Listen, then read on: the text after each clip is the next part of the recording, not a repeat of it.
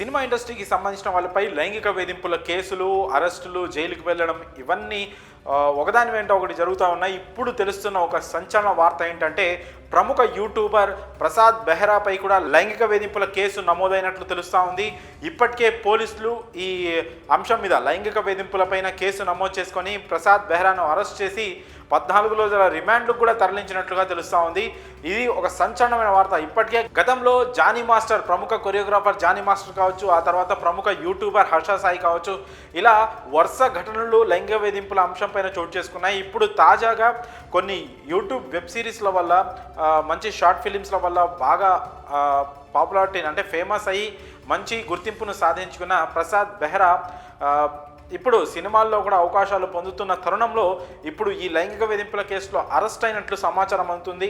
మరి దీనిపై ఇంకా పూర్తి వివరాలు అయితే తెలియాల్సి ఉంది. అయితే అతను యూట్యూబ్లో కొన్ని మంచి సిరీస్లు, వెబ్ సిరీస్లు ఉన్నాయి. అతన్ని పెళ్లివారమండి కావచ్చు, తాజాగా వచ్చిన మెకానిక్ కావచ్చు, ఈ 2 వెబ్ సిరీస్ల సందర్భంగా తనను లైంగిక వేధింపులకు గురి చేశానని,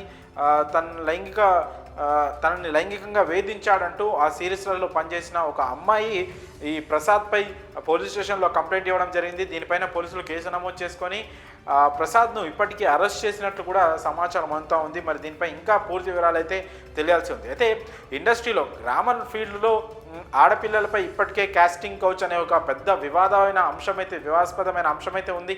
ఇప్పుడు అంటే అవకాశాలు ఇస్తామనో, అవకాశాలు ఇచ్చిన తర్వాత కూడా అవకాశాల పేరిట అంటే ఇంకా మేము అవకాశం ఇచ్చామనో ఏదైతే అడ్వాంటేజ్ తీసుకుంటూ కొన్ని లైంగిక వేధింపులకు పాల్పడుతున్న ఘటనలు అయితే ఒక్కొక్కటిగా వెలుగులోకి వస్తున్న క్రమంలో ఇప్పుడు ఈ యూట్యూబర్పై కూడా ఇలాంటి ఆరోపణలు రావడం, ఆ ఆరోపణల మీద కేసు కూడా నమోదు కావడం, ఆ అమ్మాయి ధైర్యంగా ముందుకొచ్చి కేసు పెట్టడం, మరి అసలు నిజంగానే ఈ విషయంలో ఎలాంటి లైంగిక వేధింపులు జరిగాయి ఏంటి అనేది మాత్రం పోలీసుల ద్వారా ఇన్ఫర్మేషన్ వస్తే కానీ పూర్తి సమాచారం అయితే బయటికి రాదు.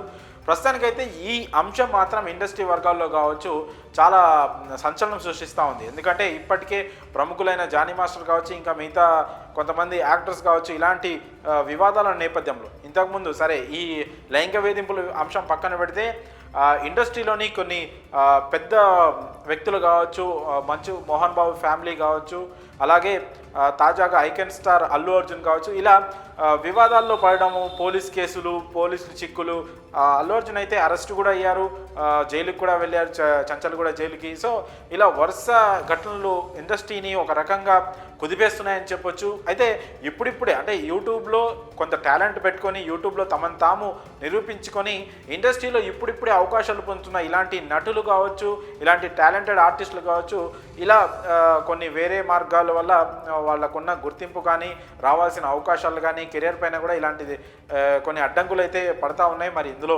ఎంతవరకు నిజం ఉంది, ఎవరిది తప్పు ఉందని మాత్రం భవిష్యత్తులో తెలుస్తూ ఉంటుంది. అయితే ప్రస్తుతానికైతే ప్రసాద్ బెహ్రాపై లైంగిక వేధింపుల కేసు నమోదై అతను అరెస్ట్ అయినట్టు మాత్రం ఇప్పటికైతే ప్రాథమిక సమాచారం అయితే అంతా ఉంది. మరి దీనిపైన ఇంకా వివరాలు అయితే తెలియాల్సి ఉంది.